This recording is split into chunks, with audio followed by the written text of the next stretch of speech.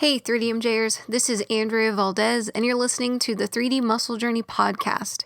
In today's episode, you'll be hearing Brad, Jeff, and Alberto talking about deloads, how we use them, plan them, execute them, think about them, and so much more.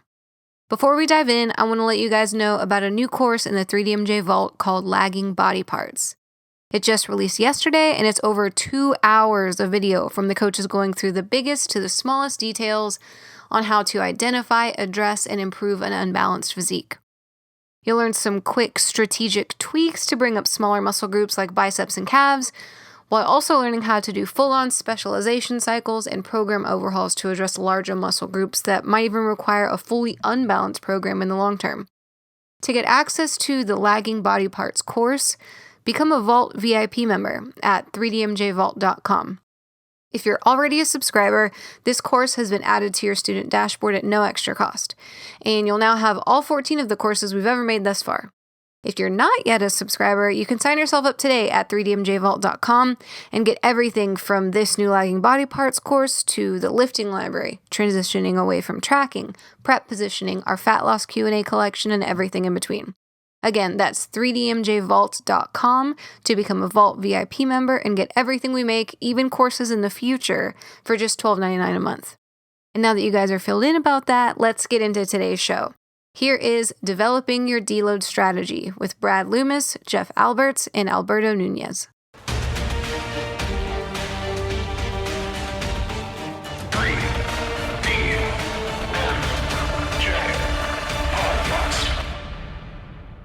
Greetings, 3DMJers.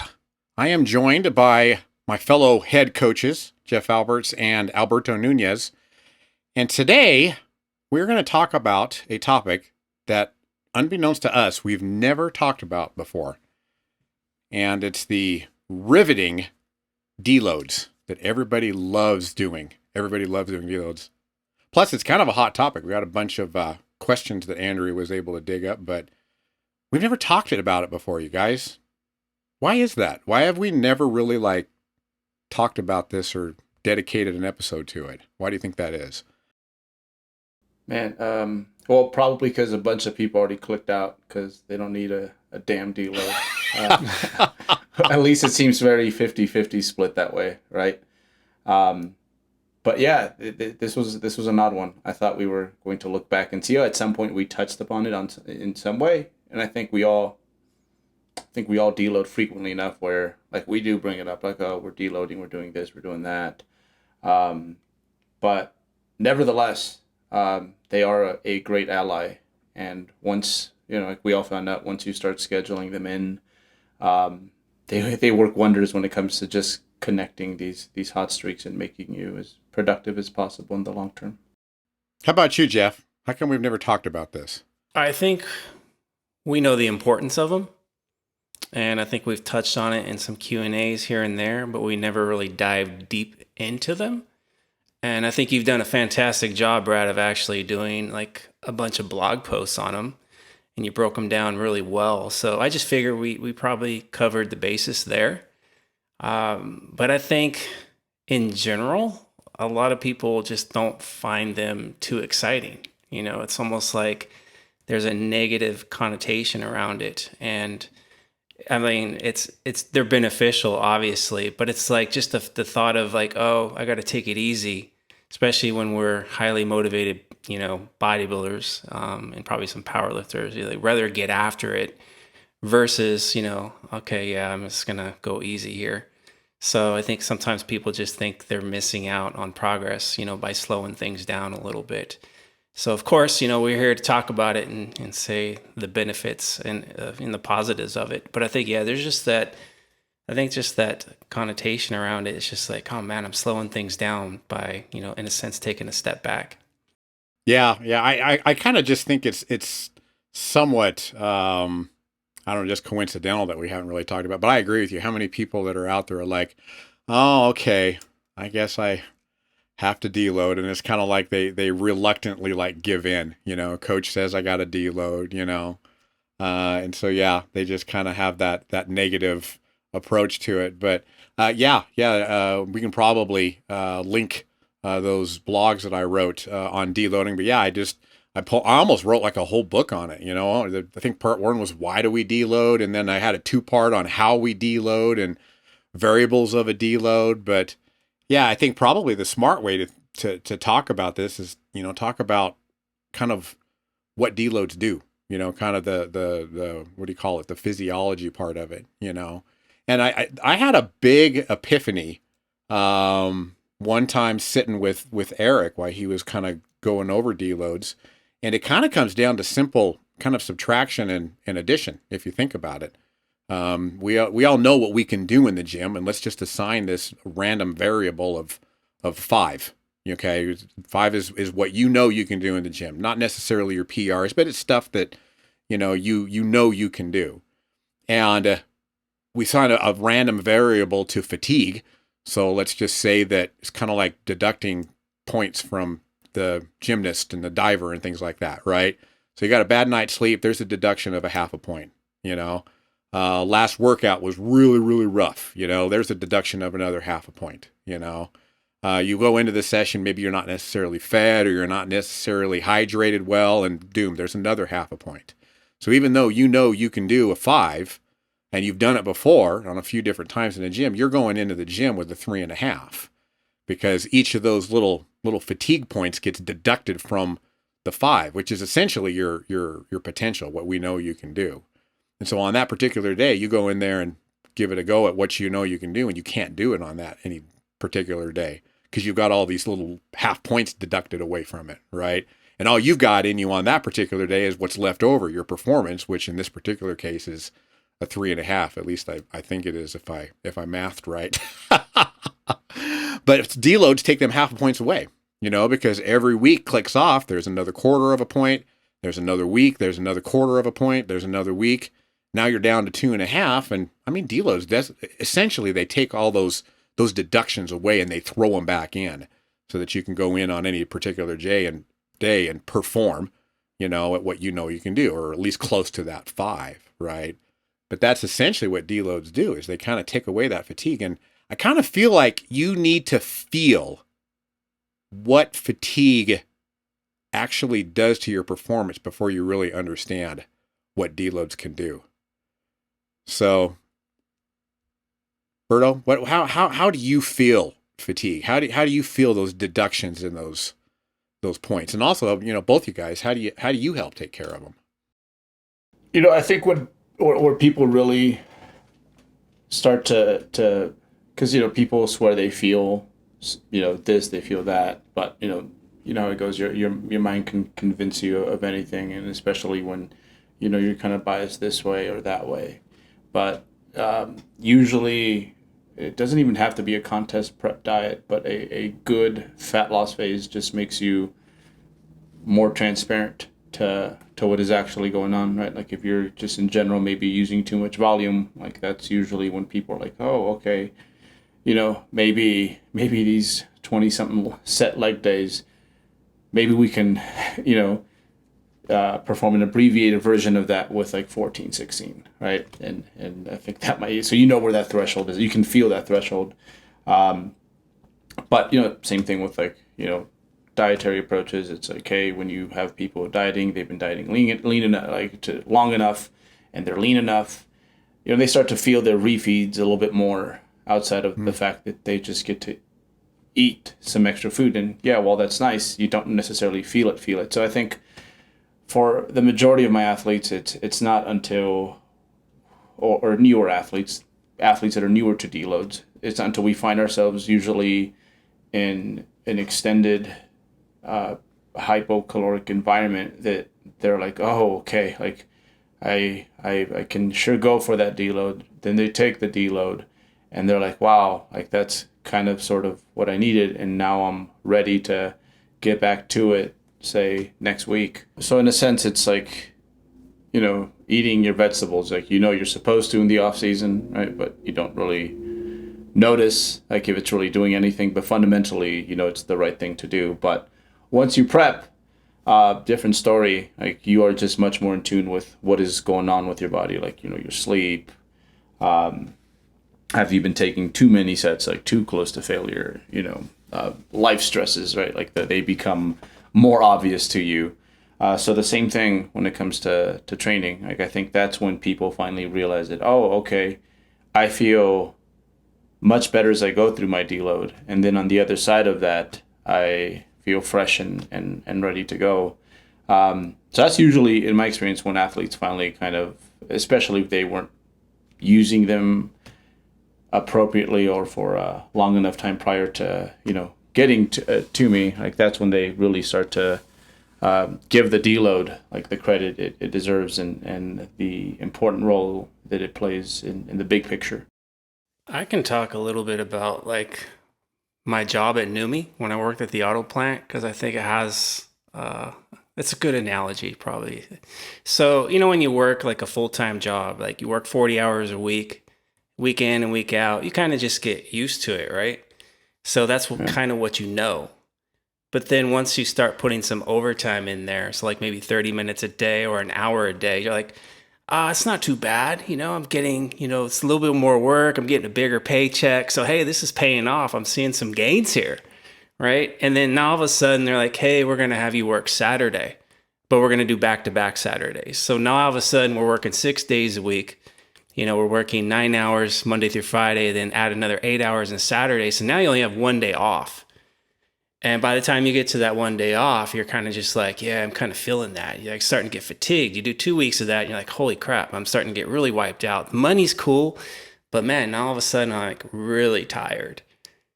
And then you get this 3-day weekend, the holiday comes, you're like, oh gosh, 3 days off, this is awesome. So you feel like rejuvenated. You're like, okay, I can do another 5 or 6 days.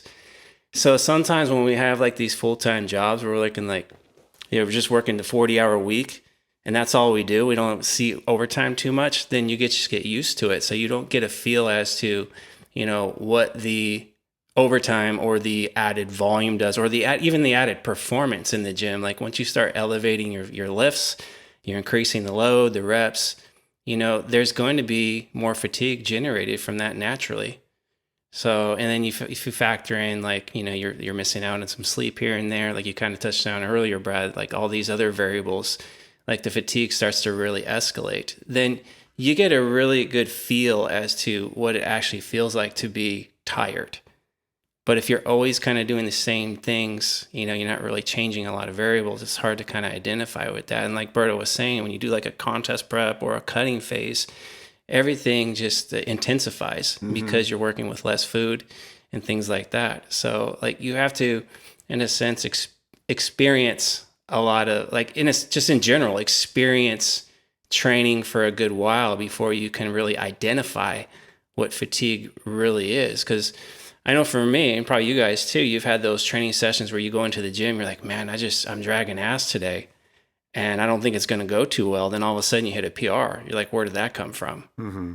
So it's hard to identify with just in a sense, like acute fatigue, like you think you're fatigued, but you're really not, or vice versa. Like maybe it's like, oh, you know what, I'm going to kill it, even though I feel tired, and you actually do have a shitty workout.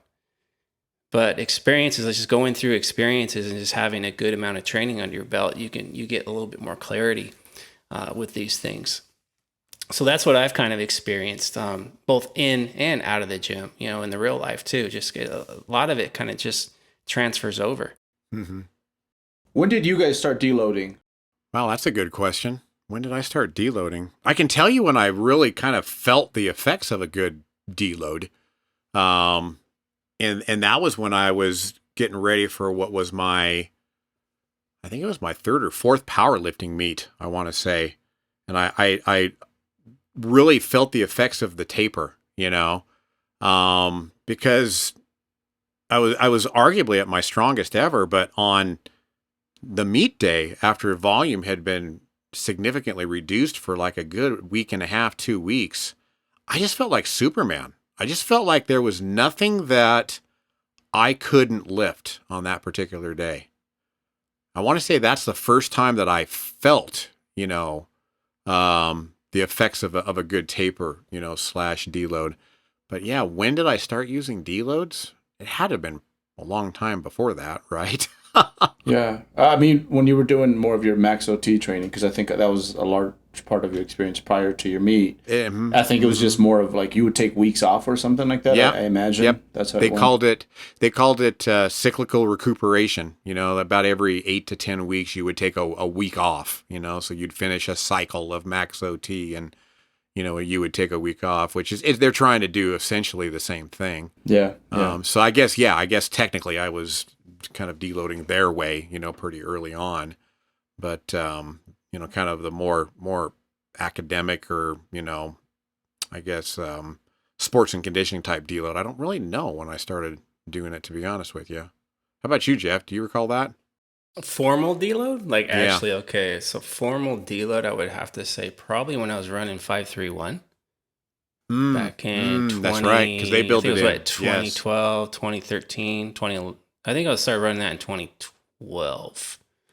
After that 2011 contest season, I started using that. So like every fourth week, I'd have a deload, and that's when I was like actually at my strongest. You know, when I was lifting for, I'll call it the big two because I wasn't really benching all that much, but the squat and the deadlift, those were my biggest numbers. But outside of that, I guess you could kind of say I've deloaded like auto-regulating deloads for a very long time. Because I've always put a really like an equal emphasis on rest and recovery. So I think out of the four of us, I probably train the least. So I have probably more rest days than you guys. And so I just found value in that when I was running the HIIT training back in the day, because with the intensity that I was running, it was just no way I was going to have a lot of training frequency. So those rest days are super important to maintain performance. So I'd say like in a sense, I've kind of done both ways, like more formal and more informal or auto-regulated. You never took weeks off, Jeff, when you were doing your... Oh, yeah. Back in the day, you know, we're talking, you know, 80s and 90s, you know, it was like, like every 6 months, twice a year or whatever, to just take a full week off, just to give yourself a break, you know, just, you know, total, just give your joints, you know, just everything, just a week off to kind of rejuvenate. And I always look forward to those because by that time, you know, I was pretty spent from all that hard training. So it wasn't like, you know, some people look at a deload and they're like, I don't want to do a deload because it's a week where I don't get to do what I want as far as like that heavy lifting and all that. But I kind of embraced it because, you know, I was feeling beat up by that period. Yeah, and we have to kind of admit, I mean, deloads are not something that are new, you know. Even a lot of the quote unquote gym bros that I see at the gym that I used to train at, they always would. I remember one guy, it was twice a year. It was when the time change happened. He would take a full week off. No training that week at all, you know. And it seemed like everybody had their particular way of taking a week off, you know, here and there. But with that said, I mean, kind of like, how do you have a preferred way to deload? Do you have a way that you like to do it? Or do you have, what is like your toolbox of deloads look like, since we know that there's a lot of different ways to do it? No, you take me back with that, Brad, because I remember one of your gym bros would be missing like for a week and you just, you know, they weren't talking about like any vacation or anything like that. You're like, oh, he's on his week off. That's what it is. Unfortunately, like usually it was like after they had like redlined themselves. It's like, you know, elbows weren't happy and there was enough symptoms that they're like, okay, I think it's time. So they weren't preventative, right, by nature usually.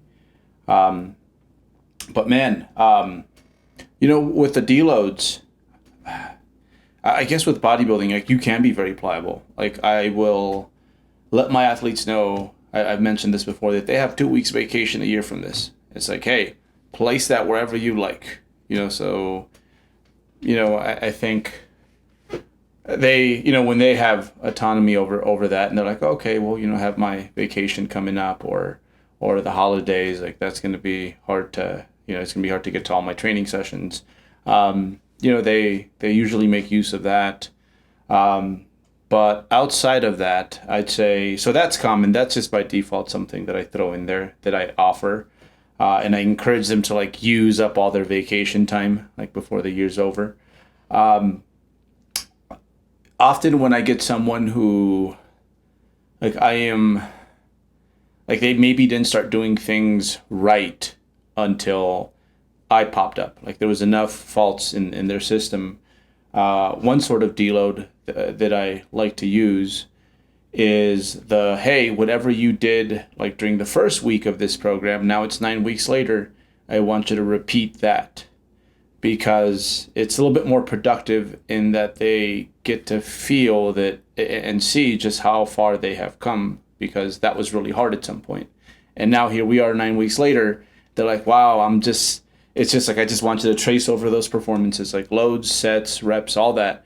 And they get to see that, and they get to contrast it to like where they're at now, and they're like, wow, I've made significant improvements. So that's one I like to use. And I'd say outside of the like week off, and this is bodybuilding specific, usually it's just like a traditional drop in volume, drop in loads, and sometimes we'll like amputate a day, especially the days later in the week. It's like, hey, like let's get rid of that 5th day this week. Go do something that Friday. But those are usually my big 3. And personally, like I really love the week off, simply because with like bodybuilding, I'm not doing a whole lot of stuff that's like it's really hard to like misgroove your leg press, like it's not as technically demanding as a squat. So I've really enjoyed taking my weeks off, whether it be because something is coming up or because it just like lets you catch up with everything else in life. Like you don't realize how much time you spend training over the course of a whole week, and it's like, hey, I get to go to the DMV and do that thing I've been needing to do, or what have you. So those are my big 3 methods when it comes to deloading.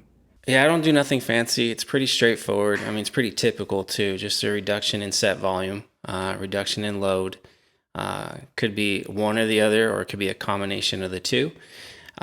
Could also be eliminating some more demanding exercises. Hey, let's not squat this week. Let's not deadlift this week. Things like that. Like Berto kind of mentioned, maybe taking a day or 2 off, just, less training days. It could be just training normal intensity and normal volumes, but just remove, a day or 2 off. But it just depends on the context too. Like we have to think about like what phase we're in and the athlete themselves. Like in general, like when I'm prepping athletes, deload's going to come, every 4th or 5th week. And this is based off of just the last 12 years worth of coaching and kind of just, kind of understanding where that fatigue kind of comes up with a lot of people. So it's usually like that 4th or 5th week. That's where where that threshold is at. The deeper into a prep, it might mean maybe 4 weeks, sometimes on occasion, like every 3rd week, if we're really deep into prep. At the early stages of prep, sometimes we can get away with longer, maybe it's like 6-7 weeks. So it just really depends on the phase, and then how I actually deload. A lot of it's based off of the person, because sometimes if you have someone who really enjoys to lift heavier and getting them to lift lighter, it's just really a kind of a mental challenge. Like if there's a barrier there, then I would prefer to say, hey, let's just lift normal. Let's just reduce your training days down. So that way they, at least when they go to the gym, they're actually feeling like they're still training hard. So they actually keep enjoying those types of things. Off season, like we're talking bodybuilders here, like, I mean, obviously there's more pliability, there's more resiliency. You're eating a lot more food, there's higher body fat percentages, leverages are favorable.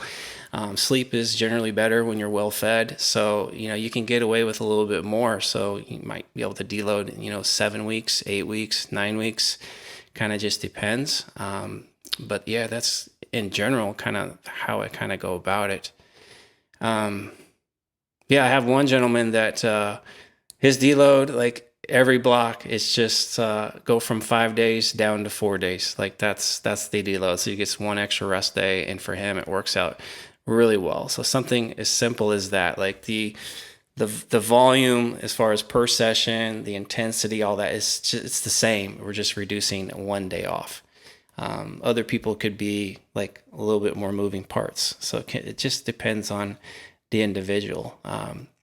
So yeah, Brad, I mean, you're the one that had a list of ways to deload.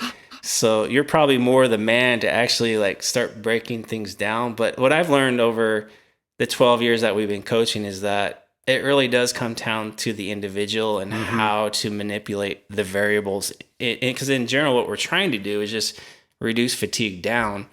But I also think like it's not a bad idea to not deload like when you're actually experiencing the fatigue, but too late, sometimes it's a good idea to stay ahead of the curve. You know, it's kind of like oil changing your car. You don't want to wait, 5,000 pass when you're supposed to get it done because, you don't want to end up having a lot of costly repairs to your motor.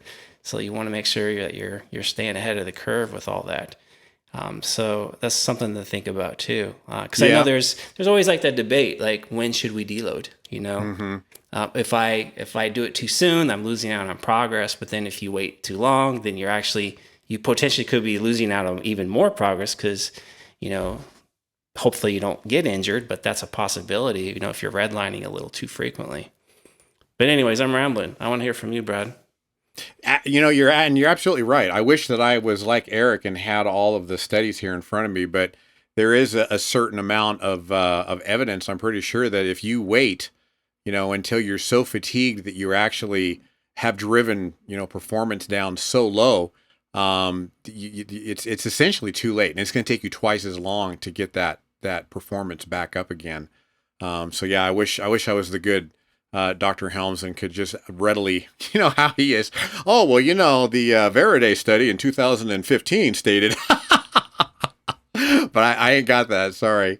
But yeah, just so I don't, rehash and open a book I've already written. I've got tons of deloads. I even named them. I'm looking at them right now. The Joint Saver / low motivation extreme diet deload. Here's the bodybuilding deload using BFR, the biannual total I've got them all in there. So you can look on those, but I do have a host of deloads that I have come up with, in the last couple of years. And it's just like you, Jeff, it kind of boils down to context, in the individual, and right now, one of my favorite ways to deload for my dieting bodybuilders who are a little bit fragile and they're a little bit, low on energy is I actually stagger the deloads, and it still follows the same 3-to-1 ratio, but I stagger upper and lower body.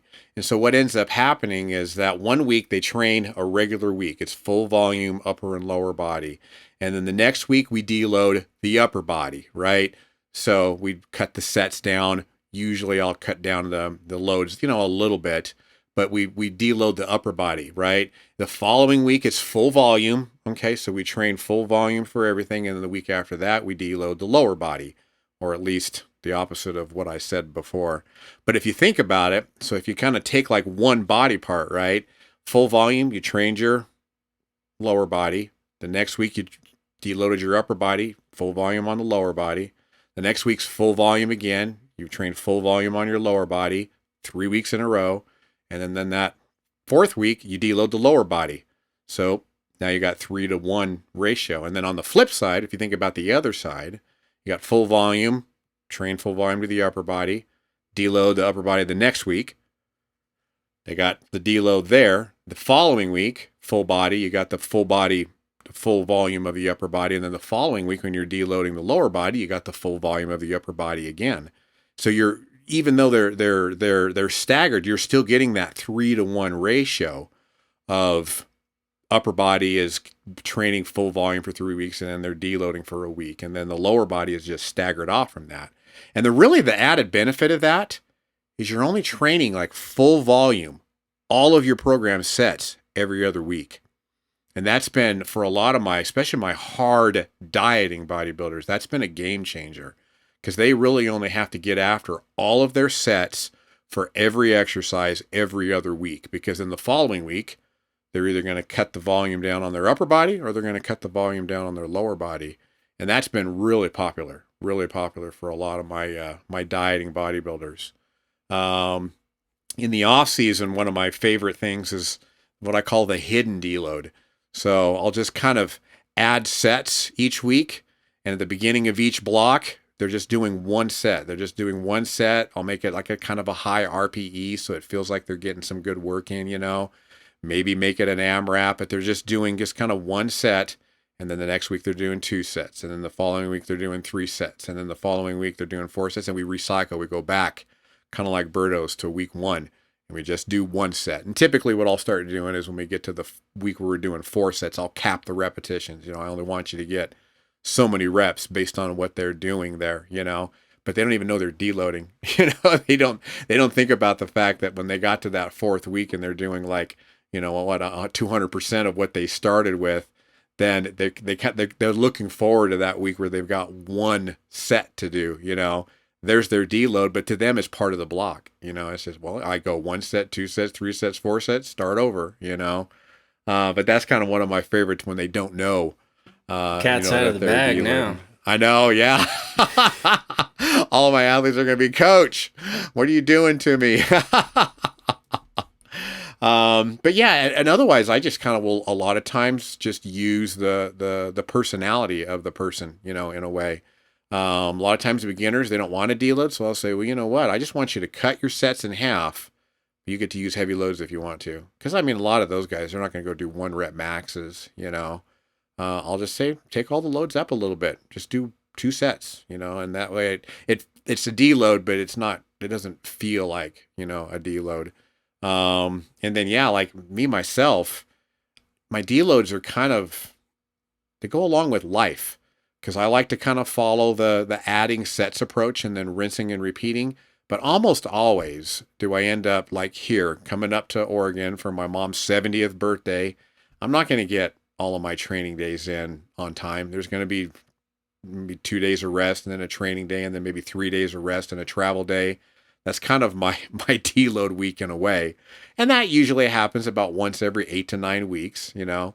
So I'm just kind of rinsing and repeating the same block over and over again with increasing volume each and every block. And then I get this week where life I got to deal with life. And so I'm just stretching the microcycle out kind of, so to speak, and getting my 5 days spread apart in about like maybe 10 days. And that's kind of my cyclical, you know, kind of a deload. So yeah, those are some of my little strategies that I've come up with, you know, over the years. But I think kind of the smart thing that we should probably just kind of think about is, you know, so many people their experience with deloads is different. And how many times have you guys heard that during deloads, you know, not only do people lose motivation, they actually feel weaker, you know, during the deload. And I mean, I've got all of my theories on it, some of it substantiated and some of it not, but I mean, I'm sure you guys have heard a plethora of their experiences from both negative and positive from deloading. But yeah, just kind of throw out there, you know, the aches and pains that sometimes get eliminated and sometimes they don't. You know, what do you guys see a lot when it comes to deloads, either during or after? Take it, Jeff. I'll go. Oh, me? Okay. I was waiting for you. I thought we were doing like I thought it was my turn to deload. Change it up. But I guess not. You guys want me to do an extra week here. It's my turn to deload. I'm going to shut up. No, I think, yeah. I mean, you do get the pros and cons, right? Like, so, you know, oftentimes when you get a successful deload, in my mind, it's like, okay, you know, you feel energized, like you feel you're ready to go again. You want to attack the weights. A lot of those aches and pains have dissipated, you know, and you come back to the gym and you're like, oh crap, I actually can lift heavier and I'm getting better performance. So, you know, okay, that was pretty successful. Flip side, you know, you get some people who get back into the gym, they may feel better, like, okay, yeah, these aches and pains might be cleared up, but all of a sudden I can't lift the same weight. It's almost like the first few sessions, like you almost have to like reacclimate. So in a sense, you know, you might have to look at the deload and think like maybe we were too assertive on the deload, you know, meaning we got too detrained. So, you know, sometimes like maybe there's too many days off there. Maybe the volume was cut too much.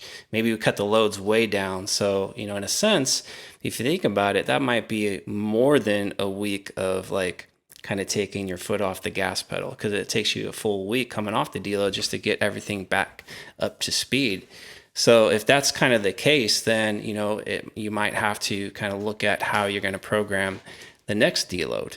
Maybe, it needs to be a little bit more conservative. But those are just some of the things off the top of my head that, I kind of notice with individuals coming off the deload week. Oh, one more thing.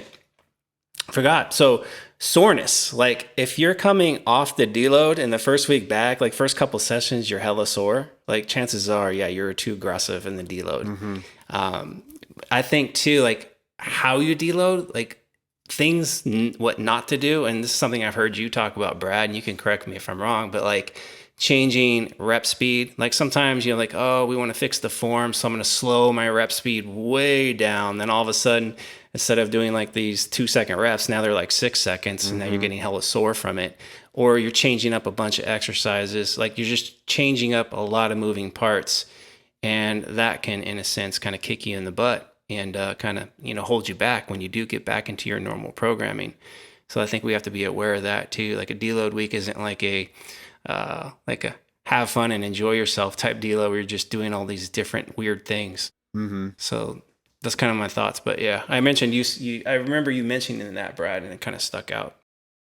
Yeah, I've seen that a lot with clients, especially when they decide they're going to increase their range of motion, and so, yeah, maybe they went from 4 sets of 6 that they were doing in their block to 2 sets of 6, but they like doubled the length of their stroke on each of their squats or their deadlifts or their bench presses or pull downs or whatever.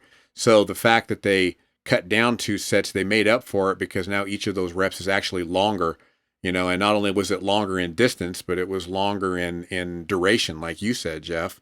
And it ends up basically not doing anything, they're still just as fatigued during the deload as they were before. And now they've got added soreness on top of it. But yeah, I've seen that a lot, or they change up exercises. Now it's something that they've never done before and something that they're not used to. And usually whenever you change something, there's a little reflection, in the mirror that shows up, But yeah, that's kind of something I've seen a few times. How about you, Berto? What negative or positive connotations have you kind of seen in your years?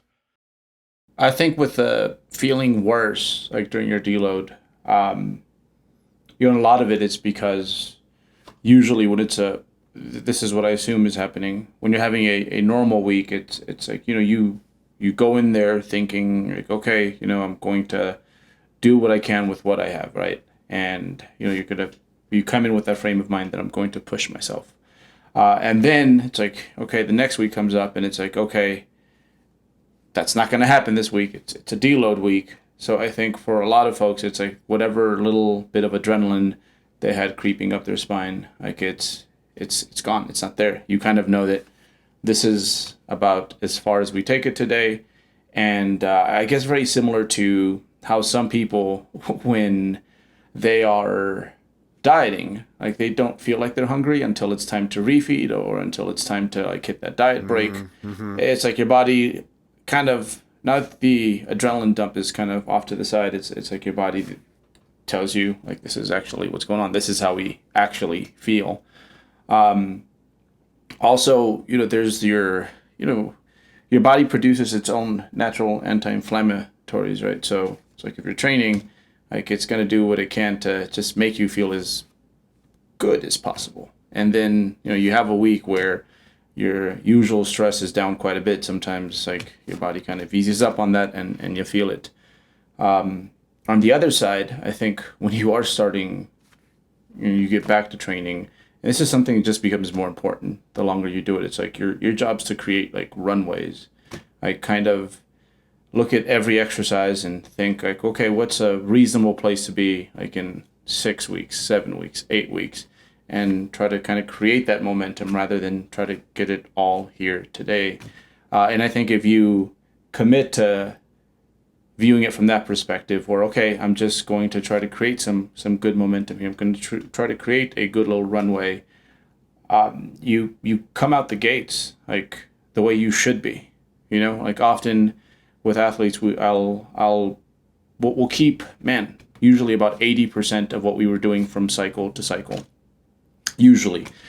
And it's like, okay, that 80%, as long as we're kind of ahead of the pace of like last time, which usually we are, it's like, okay, you're already like, you're projected to end up in a much better place than where you left off the completion of of the previous block. So yeah, I think viewing your training is like a runway. Like, we need to gain momentum rather than like we're going to take care of all of it here today, and all this new freshness that even if I don't feel it, like it's surely there now because of the deload.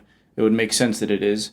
Like, don't beat yourself back into the position you were in just not too long ago. So and that's just something that's just how it's going to be, like when you've gotten beyond like the middle of the road intermediate phase. With my powerlifters, it's much easier to like get them to, because they understand how that is. Like, this is what I'm lifting now versus this is what I'm lifting as I get closer to my meet, hopefully. But with bodybuilders, it can be a little bit hard to sell them on that, just because usually the culture, the training culture that we were brought up with, it's like, hey, it's like, today's the day we get it done. And that's how your training days should be viewed, when, it's kind of like a caloric deficit. It's like, yeah, we can run these 1,000-calorie deficits, and yeah, they'll provide more stimulus, they'll be more effective, but long term, they'll leave you stranded and possibly in a worse place. So yeah, that's the big one. And again, it kind of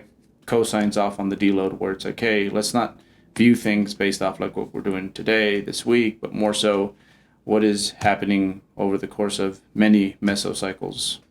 Yeah, and I like your analogy with the runways, to be honest with you, Berto, because one of the things that I've oftentimes thought about as well, maybe if I set things up so that training is a little bit more, sustainable over time, maybe I can get away with less deloads, or maybe not deloading at all, if life kind of works out that way, but at the same time, I can't argue the what oftentimes is the positive effects that we feel from those deloads, and this kind of circles back to what we talked about earlier with kind of knowing having the experience under your belt, to kind of knowing what your training potential is, and how your performance matches up on that.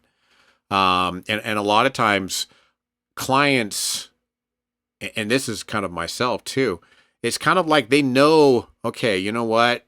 Coach Brad always has me do, 3 sets, 4 sets of 5 on squat with this load every 4th week of the block or 3rd week of the block. And usually it's hard, but I can do it, and then after the scheduled deload or they go on vacation and maybe we stretch things out over the course of 2 weeks or something like that. It's like a light bulb moment. They just all of a sudden they realize, oh, well, you know what? How funny that, after this deload, it didn't quite feel so hard.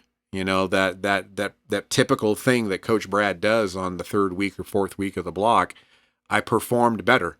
It wasn't that hard. It's only then that they kind of realize, okay, that's my potential, but my performance is going to vary, on any given week based on what we talked about at the very beginning of the podcast. And they start to experience, okay, well, this is what that, particular level of fatigue feels like when it's very low, because now I can do this pretty darn easily when there's sometimes I can't, but yeah, having runways, that's kind of a good analogy, on kind of how to do that. Okay, this is where we're going. And then each time you go down that runway, you kind of start to project yourself. Okay, this is typically what it feels like, but you can kind of almost take yourself little notes and little, almost projections, and look back at what you saw and try to get yourself to improve, at the end of every single runway. I really kind of like that analogy.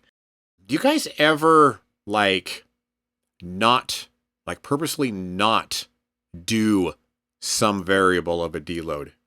For example, do you ever not drop load, just drop sets? Or do you ever keep all the sets and bring the volume down? What are kind of your guys' go-tos? And I'm sure you've got other variables, as far as what you kind of pick on there. Yeah, I do. And it kind of depends on the athlete. I guess if they're a very strong person, it's load is probably something we have to pick on. If someone has maybe just a slightly better than most work capacity, right, where they average more sets than your usual, then hey, we can keep maybe the total amount of sets, but we play around with loads a bit more. So yeah, no, absolutely. And this is something that actually Eric did bring up in a podcast a while ago, where if they are working on a particular lift where, one rep maxes are perfectly appropriate, it's like, hey, that squat we've been working on, deload week, you want to take it for a ride, because, realistically that one heavy set isn't going to do a whole lot in regards to setting us back. But yeah, no, you're absolutely right. I think most often we do kind of strip away a little bit off everything in the most typical deload setups. But yeah, for some people, like, it's like, hey, dude, it's like, hey, you're bench pressing like in the mid 300s for like typical rep ranges. It's like, I think, let's go ahead and cut that maybe a bit more assertively than I would with someone who isn't quite as strong. What about the guy that says, do we even need to deload? Like, how do you know, like, I'm going to be this tired 4 weeks from now or 7 weeks from now? Like, what about that guy or gal that you're trying to like convince, like, it's a good idea to do these? Like, how would you guys go about that? Like for me personally, like right now with the experience level, I kind of know more or less, like I'm always auto-regulating my training so fatigue doesn't get too far out in front of me. So it could be like, like the other day, instead of doing my typical hack squats and leg extensions, I'm like, yeah, kind of feeling a little bit down today. I'm just going to toss out hack squats and just roll with leg extensions. So just like little things like that, you can kind of say they're like little tiny micro deloads. To that way my performance stays up and my recovery stays on point. Like I never let the fatigue kind of escalate. So I'm able to, in a sense, probably, I don't have like all this data and numbers to kind of back it up, but I would say like my volume, like if you were to put it on a graph, it really probably stays within a certain limit the entire time. Like I don't have like these big blips on the graph, like up and down with these things. So if you have someone like me or someone who's like, I don't really want to deload, like how would you go about like someone like that? Yeah, that's a great question. Cause I mean, I've asked myself that a lot, and when I say myself, I mean like literally me and my training. Do I really have to deload? And if I do have to deload, maybe my training is set up so that it's not sustainable, over the long term, and that's why a lot of times I'll kind of build purposely areas of lower volume. I really like RPE right now, just because I know on any given day, the guy that I know, that I know really well and know what can do. I maybe not necessarily do that on that particular day, but a lot of times, whenever there's somebody that's pretty insistent on, I don't need to deload. I start with the questions. Just start throwing the questions at them. It's like, okay, well, okay, that's interesting that you think that you don't need a deload. Why do you think that? And then start getting more into it. Do you ever have bad weeks of training?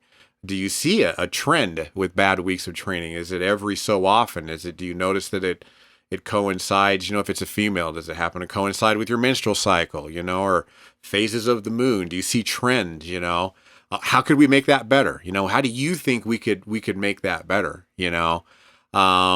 Cause it's a theory of mine that an effective session is a session where you can train to your performance on that particular day, right? And so I'm a big believer that a deload week that is a really good deload week where you had really good effective reps, you met the RPE that we wanted on that day, or the loads that I have programmed, are usually better and more effective for both strength performance and for muscle than a week where you had your full volume, you had crappy reps, you were struggling to get the loads, and you felt like you were doing the work because you sucked it up and got the work done. But it was not a good workout, because you were almost kind of training beyond or trying to do beyond what your performance was, and so I'll kind of start trying to pull that out of them, okay, tell me what your best workout was. Okay. And okay, let's reproduce that. What's a way to make it better? Is there ever times where your best workout ended up not being your workout? I just start pulling the questions out of them. Cause my big thing that I sometimes stay up late at night trying to figure out is how can we get all of our workouts, those really good, just, we crushed it in the gym. All of our volume was really good. We were using the loads that we know that we can use, the aches and pains. That's what I'm always trying to figure out, is how we can make every one of those, like that. It's almost like you're trying to find the right dose every single time where you don't have the negative effects from it. Mm-hmm. So, yeah. And like, I didn't let Berto have a chance at this, but, but that's like when you get someone who's fairly new, like again, going back to like, they don't have the experience, right? So they don't know what fatigue might feel like or not. So like having a rigid setup makes a lot of sense for that person. Like, hey, we're going to deload every 4 weeks, regardless of what you feel like. Like you just need to run, the 3 hard training weeks and then have the 1 easy week. And let's, see how you do. And then based off of what you get out of that, okay, let's adjust a variable or two if we need to. Maybe you didn't lighten the loads enough or whatever it is. Like you learn like that system. Like you have to start with a structure and a system. Then from there, as you go, you start to adapt. And then you get to a point where like maybe like us three, like we kind of know acutely how to manipulate variables so that fatigue doesn't really get too far out in front of us. So we know how to dose our training sessions, like in a sense on the spot, like an NFL quarterback. You can read the defense, like, oh shit, I got the wrong play called, but I'm going to call an audible right now and I'm going to score a touchdown, because you know how to manipulate things on the fly. So I think when you're starting out, I think deloads make complete sense, 100% complete sense, so you can learn about how to manage fatigue. Then as you get more advanced, like I think it almost becomes a little bit more auto-regulated, because you end up knowing yourself pretty darn well. At least you should anyways, if you've been in the gym long enough. But now I want to hear from Berto, because I cut him off. So he needed a deload. He looked a little sleepy. So yeah, I'm back. I'm fresh. What you said, Jeff, is, to me, it's just like that's vital to creating a good runway, because again, just in a training week, there's so many variables. Like, for example, like if your overhead press did really well, okay, you're chest pressing later that week, like maybe you don't have the output that you expected, but you can go back and you're like, oh, okay, well, that's what happened. I'm going to have to kind of sort of fold this hand and again, not dig a bigger hole. So that is definitely something that, like you said, like you have the newer athlete that, it's like they don't know what they're feeling. They just kind of know what they want. And then you have the more experienced athletes where with my more experienced guys, like you'll see that the performance isn't quite as linear. It's kind of like all over the place. Like you can see they're kind of picking their spots. It's like, oh, okay, like leg press jumped up at that RDL. Like they're waiting on it because it's not fully loaded yet. Come next week, there's a good chance because we folded here that we might see something good. And I think when you do that, yeah, you do expand the amount of time that you can actually, like, it's not require a deload, right? Like those productive times get further and greater. So I don't have too many athletes at that level, Jeff, where it's like, okay, like I give them that much power over wind, but we will have maybe ranges for slightly more experienced guys. Like, okay, somewhere between here and here, we got to watch it because especially if training's going really well, like we can run into some trouble. But man, like I keep even myself, like I don't trust myself with that just yet. It's like I have, like for example, I have something going on at the end of April where I'm like, okay, like that's going to be my deload week. So I'm pacing all my training in a way where it's like, okay, you got to make it till that deload week. So don't bite off more than you can chew along the way. But ideally, like the more autonomy you can give an athlete, I think the better off they're going to be. Closest I have to that is like with, I guess, like dieting for shows. It's where, like last time, I hated the fact that I couldn't disclose the fact that I wasn't necessarily tracking numbers because I don't want people to do that. But like I knew how, like, okay, this is good amount of shitty. Okay, this is too shitty. You need to pull it back. And it's like I kind of know where I need to be depending on where I'm at. But that's something that, you know, shoot, first prep, I think I would have been like, I would have messed up myself both ways. Like, you know, like either refeeding way too much or going too hard, and now I have to refeed way too much, and it would have been a mess. So, but ideally, I do, like, man, like I had like with certain athletes, like I like having, for example, like open-ended refeeds. This is kind of straying off topic, but it's one of those things where you can go anywhere from 5 to 10 low days. You decide, and it's good to build up that skill where, okay, you can start to be honest with what it is that you can actually absorb and like what is best for you as opposed to what it is that you want. Because like still, man, like for me, like even though I've seen it happen like many times over, where it's like I fold a hand like on either this set on this day or this whole day, where I'm like, okay, that's because your lower body day the day before was just absolutely killer. That's why you're feeling this way. It's still a hard thing to execute. But if you find the sweet spot, it will minimize the amount of time that you spent deloading, which is not necessarily a bad thing because there's more net stimulus while keeping the athlete safe and I guess productive in the long term, not just this year, not just like these 3 mesos, but like long term. So where you're at, Jeff, is where I definitely want like my athletes to be at some point where I can just give them more power, and I'm just here to co-sign whether this is dumb or not. Yeah, that's one thing I've always admired about you, Berto, is how in tune you are with your dieting. Like I've heard you say on any given day, you can almost tell when your expenditure is higher than normal, and you're able to call an auto-regulate out of a deficit that would be like too big, you know, on any given day. And just kind of maintain the deficit, knowing what your output was, and just eat a few more calories, you know?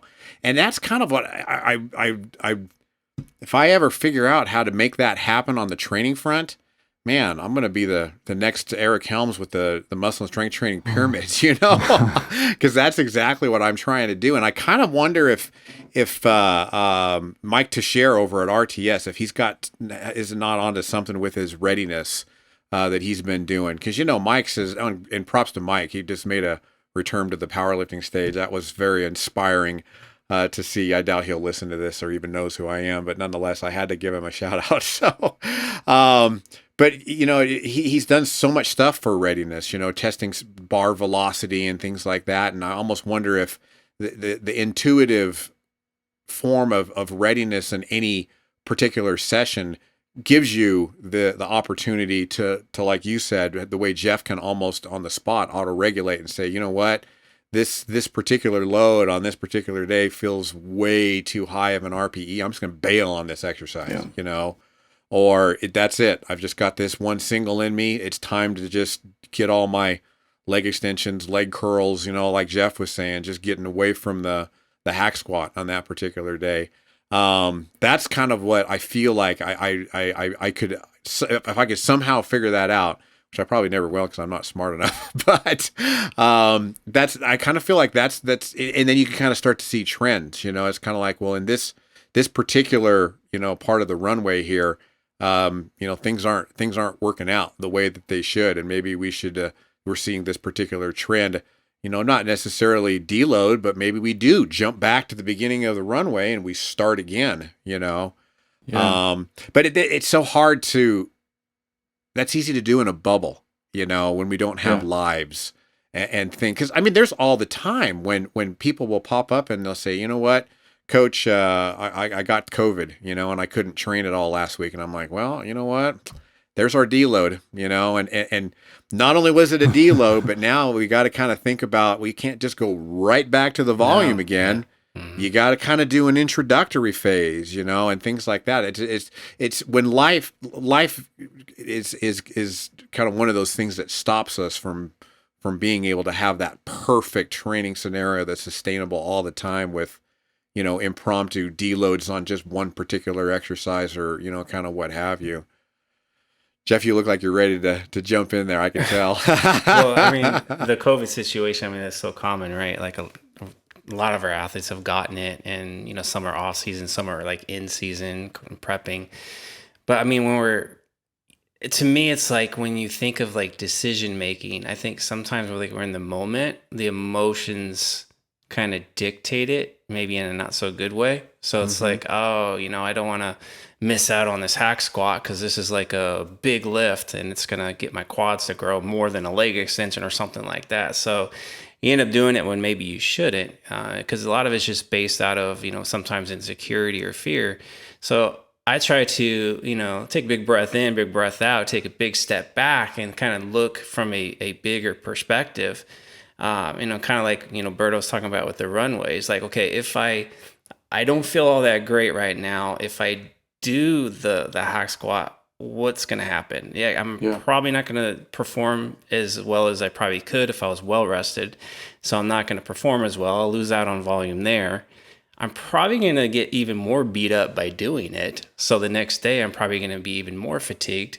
So now if I happen to be training on that day, how am I going to perform on that particular day? Is it going to set me back on that day? And then you kind of just start to snowball. But if you just say, okay, let me take this big step back. Okay, if I don't do that hack squat, what's the worst going to happen? Like, I know I'm not going to regress. I'm not going to atrophy.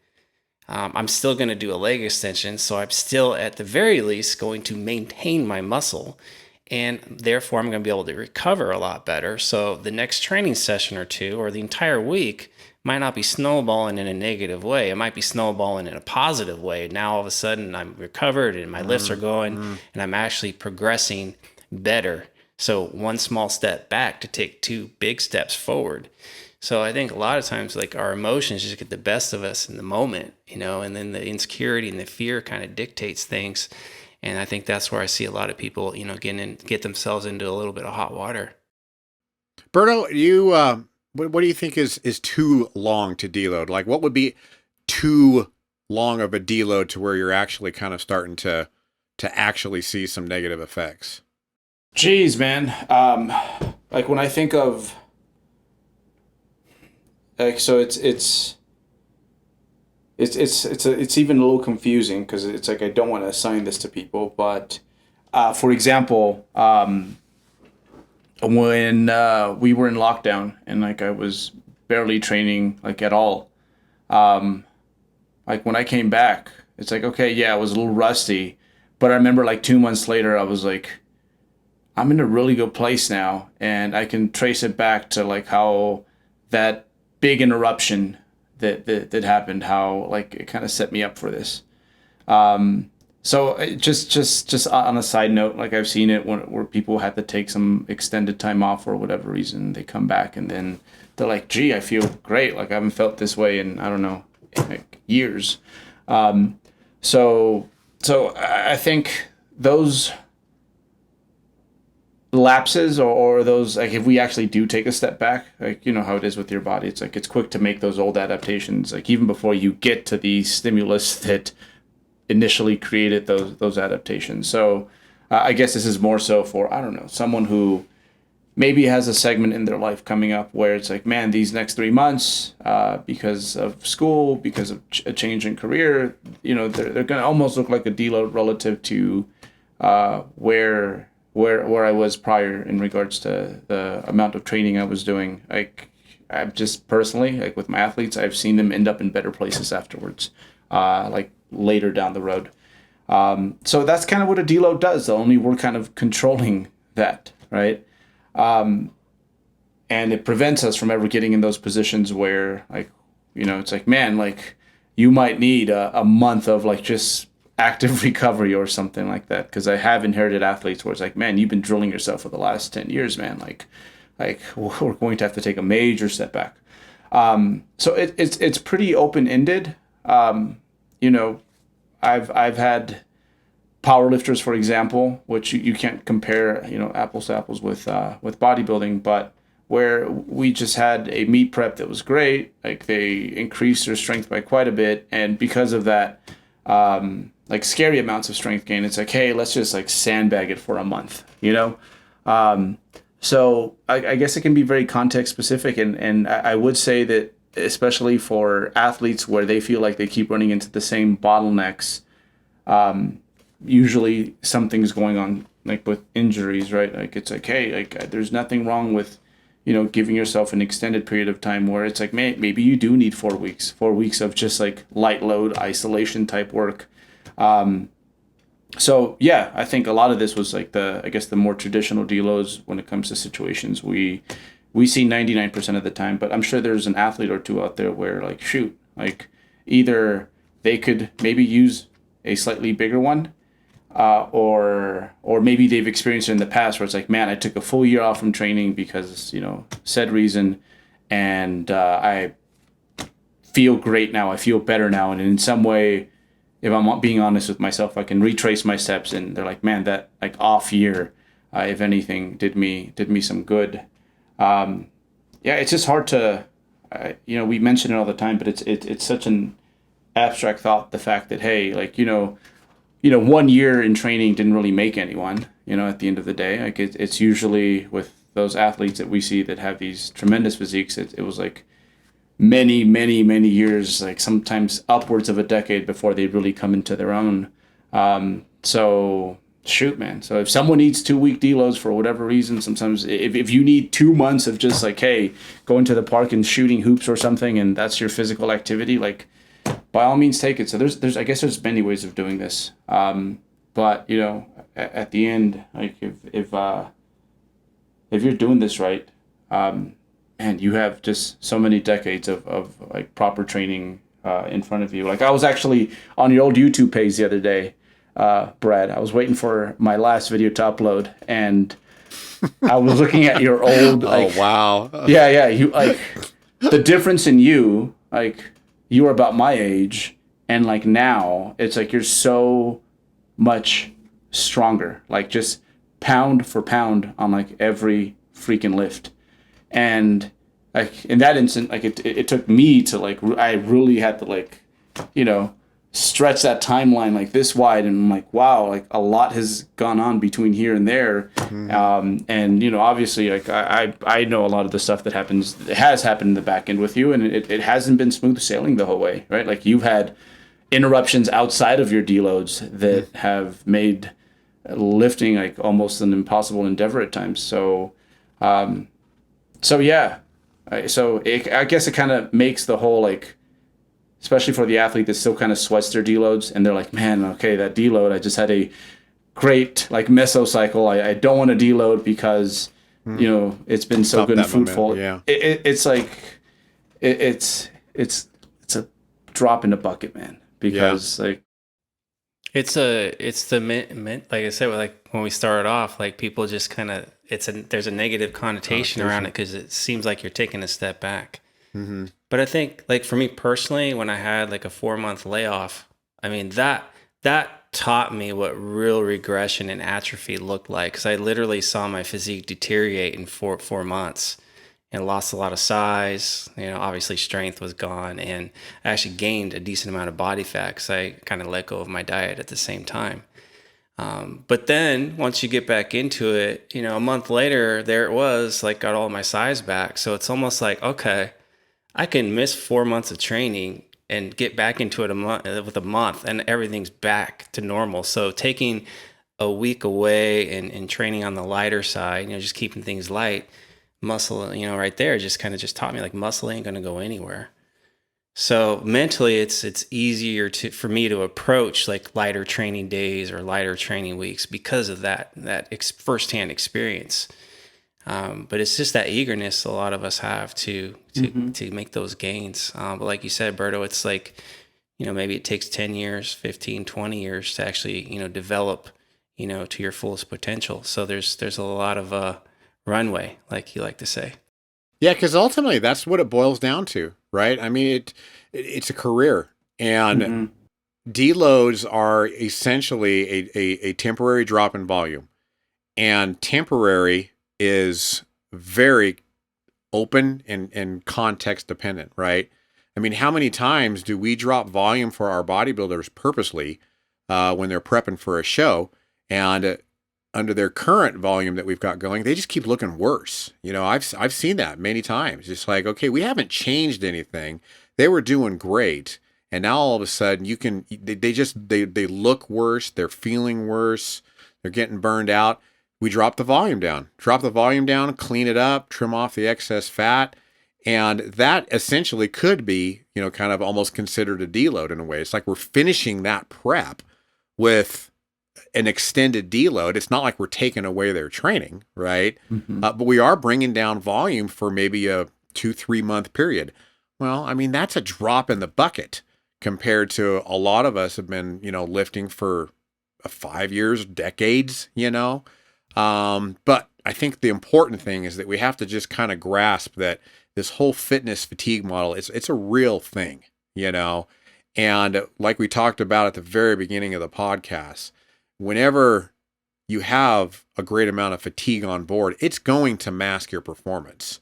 And continued masking of performance over and over and over again over time is basically going to lead to, that the other side of that reverse U that we always talk about, where you actually are starting to get weaker, and it's masking your performance so good that you can't even really perform to your amounts of volume that you had and the loads that you could lift when you very first started lifting.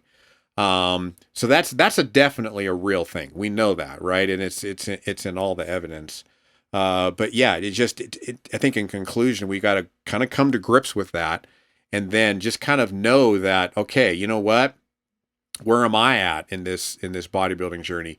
Am I a novice? Have I, barely gotten 6 months, a year under my belt? Maybe I better be proactive with my deloads, and kind of like we said, have cut and dried structures like 5-3-1, where every fourth week is a deload. We cut the sets in half. We, bring the loads down, whatever, and kind of get to know what good performance feels like under those kind of healthy, proactive ways of getting your deload in, until you can start to get more advanced with your deloads and have times of bringing down volume and times where, you life gets in the way and you stretch out the microcycles a little bit, or maybe you can't do squats because that hotel gym doesn't have a squat machine, or a rack or whatever, and we can just have to do the leg press, but just know where you're at in that journey, and then just come